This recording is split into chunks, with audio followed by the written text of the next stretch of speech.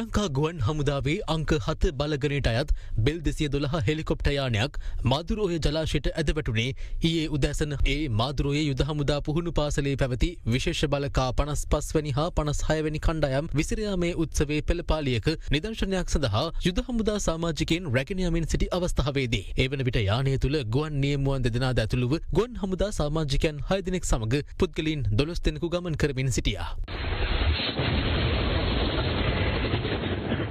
අනතුරටපත් සෙබළුන් මහත් පරිශ්‍රමයකින් පසු මුදාගැනුණු අතර ඔවුන් 12 දෙනාම පළමුව රැගෙන යනු ලැබුවේ අරලගංවිල ප්‍රාදේශීය රෝහල වෙතයි.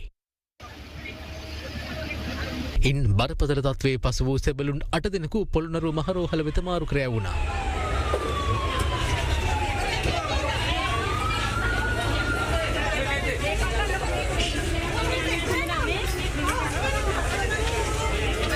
ඒ අතරින් සෙබළුන් 6 දෙනෙකුට